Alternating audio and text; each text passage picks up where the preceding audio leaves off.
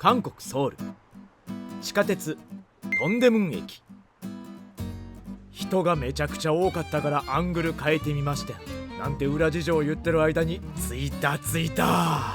さて今日行くところはこっちや。うわ、目の前は粉銀寺門。でかい。日本の人には東大門という名前で知られてるソウルハニャントソンの東の城郭門。韓国では国宝ではなく宝物1号に指定される。国宝やと思ってた。門の下も昔通れたんちゃうかったかな。勘違い。下から見るとやっぱり壮大や。タイミングで取り飛んどんな。でもなんか久々にこうやってじっくり見たな。なんか得した気分。でもこれだけやったら腹膨れへんねん。だから行こっか。こっち。なんやあれ。これもしかして新郎新婦の入場です。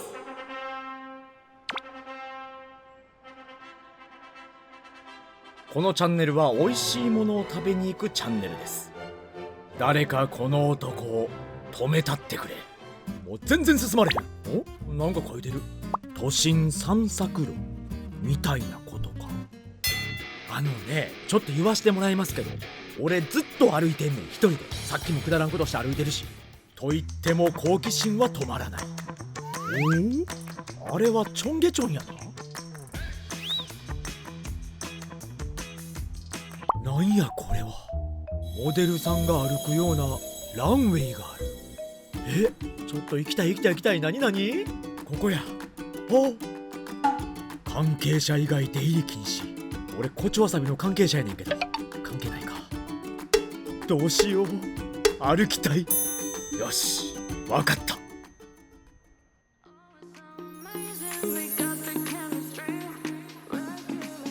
俺の出番や。だいたいモデルさん喋らんやろ。っていうかモデルやったことないしな。こんな感じか。ショーの最後の方とかデザイナーさんとかも出てきて、お前が一番デザイナーっぽい。ご飯あっちや。ソウルコレクションよりも飯と酒や。東大門っぽい道になってきた。みんな忙しく働いてはるわ。ここの細い通りを入っていくのか。そう、ここは東大門の焼き魚横丁と言われているところ。この細い路地に焼き魚を売ってる店が10店舗ほど並んでる。この道端で豚のプルコギを焼いてたり、大量の魚が置かれてる。焼いてる。この横丁に入った途端、魚の焼くいい匂い。よだれ出てきた。はよ行こう。着いた。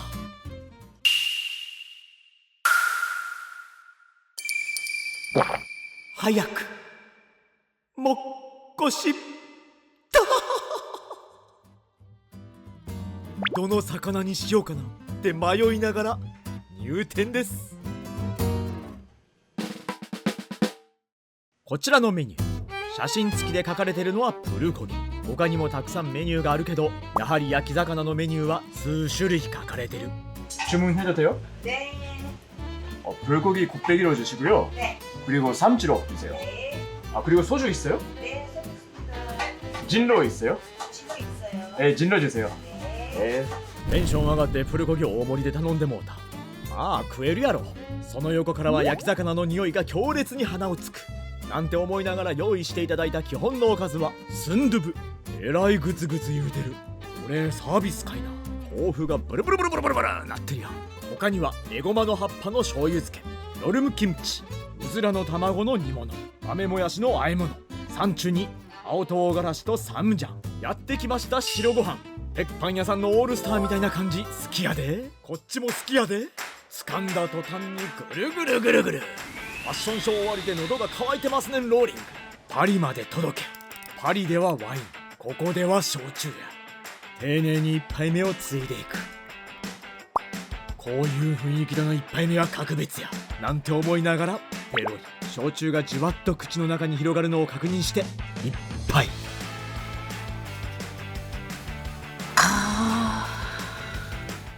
秋の川、花を頼りにウォーキング。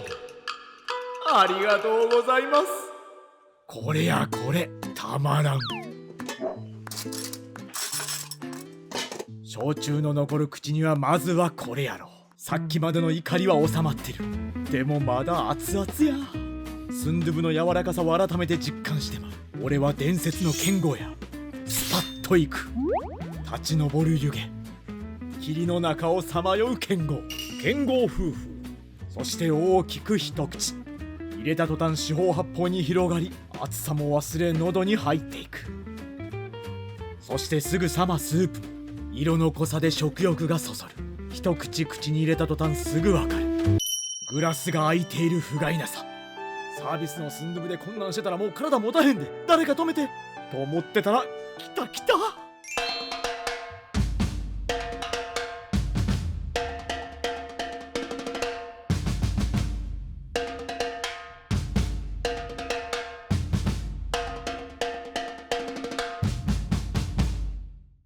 俺にはもう銀色の竿が握られてる。狙ったポイントに針を投げ込む。針が引っかかったと思ったら、茶色の鎧の中から出てくる真っ白な実。それを釣り上げる。ホクホクやからとりあえず夫婦。匂いが漂い、そして一口。確かに俺が魚に会いに行ってたけど、今は口の中が打ち上げられた魚のようになってるやないか。この辺のお店はすでに素焼きにされている魚を注文が入り次第もう一度練炭の上で焼いてくれる。なのでその練炭の温かさももちろん感じるが、その中に隠せないほどのこの淡白さ。もう手には白ご飯を持っていた。お箸の3分の1の面積にご飯を乗っけて口の中へ放り込む。焼き魚への最高のおもてなし。俺はもう食べる前から分かってた。これは絶対ループするやつ。かすかに白ご飯が残る口へダイビング。魚がダイビング？俺がダイビングしてるやろ。いやもう分からん。小休憩に夜むキムチをつかみ、口の中でシャキシャキ感が伝わってくる。こういうシンプルさよ、大好き。次は一緒に出してくれた醤油とわさびを手がミキサーになったかのように混ぜていく。すぐさま一口味見。大きめにほぐしたサワラを再び竿に変身したお箸で一本釣り。海面を伝って醤油に少しつける。これでやろ。パクリ。わさび醤油の味が入ってくるけど、やはり隠すことができないこのサワラのホクホクとした淡白さ。ほら来た。右手も左手も大忙しの食事や。そしてまだまだ手は動く。豆もやしの和え物。あら、お皿にある 97% は取ってもうたで。顔が隠れるぐらいの豆もやしを一口でいただく。もう白ご飯は手放されへん。これやこれ。手放す時はこの時だけや。一杯飲み始めると来たやないかい。ふいっ、あ、こぼしてもうた。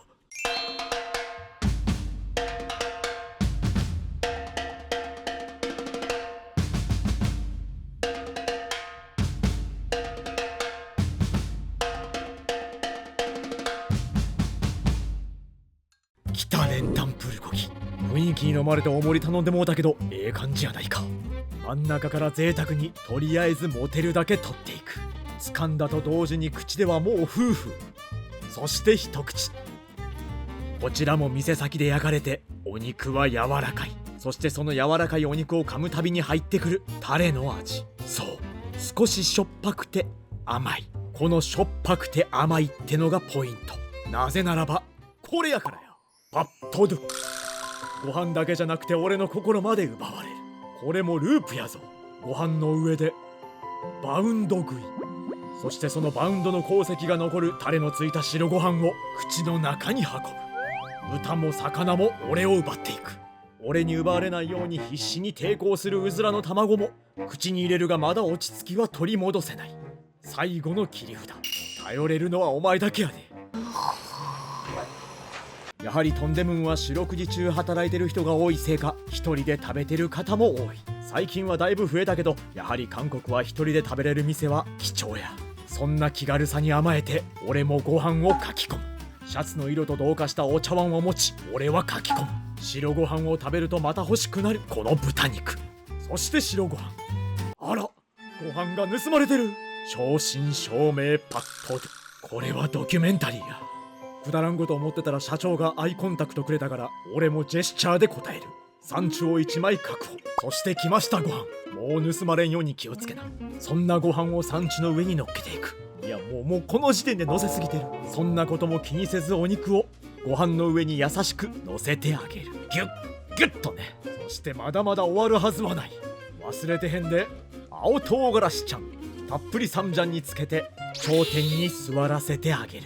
だいたいいつも巻く時にわかる。欲張りすぎてほぼ中身が見えてること、巻くという言葉を勘違いする男。知らん。今日一大きな一口で頬張っていく。青唐辛子のピリッとした辛さとプルコギの甘めのソース、そしてご飯の味が混ざり合う。口の中がもう小さな定食。こうなると欲しくなるのが汁物。ご飯に合う味の強めなスープも一緒に流し込む。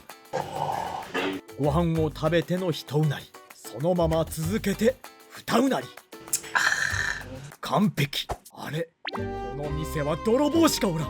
エゴマの葉っぱの醤油漬け、俺これ大好きなんよ。だいたいこれ1枚ずつ使うの難しいね。だからそういう時は何枚か取る。そしてそのままご飯に乗っけて刑事にバレないように盗みに入る。本当のルパンはここにおった。エゴマの葉っぱの醤油漬けは俺こうやって食べるのが一番好きやねん。最初の一口で 97% も取ってもうたから、もうこれしか残ってへんけど、言うたらまたもらえんの知ってるけど、残したら悪いし、しばしのお別れ。そうや、このちょっと残ったご飯、よし、ことを考えた。クライマックスに近づいてきたお肉をご飯の上に乗っける。もう一切れ。クリエイターとはこういうことや。よし、こいつも。そしてスプーンを持ち上げ、お皿に残ったこのタレをすくい始める。さあ来い、天から注ぐ恵みの夕立。どっちにしろ肉食べたらご飯行くんやから。これがワン・フォー・オール・オール・フォー・ワンや。感じに混ざって口の中に入れていく。泥棒みたいな帽子かぶってる俺はように手なずけられて、2杯目のご飯もきれいに平らげていく。ご飯粒という証拠を残して、そんな証拠は焼酎で洗い流す。サワラの方も頭の方に残ったお肉も食べ、骨の部分のお肉もキャンプしてんのかと思うぐらい平らげていく。さっきまでの流れでご飯持ってまうけど、あかんで3杯目は普段ご飯食べてへんのかいなって心配されるから。さあそろそろ最後の一杯ぐらいになってきたな。水で見えてへんけどグラスちゃんと下にありますぜ。最後の一杯。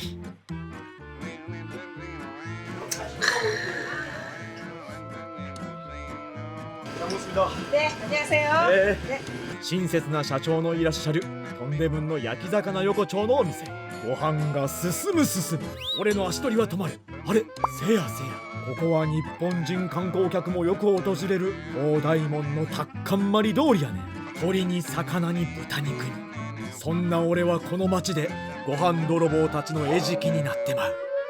잘먹었습니다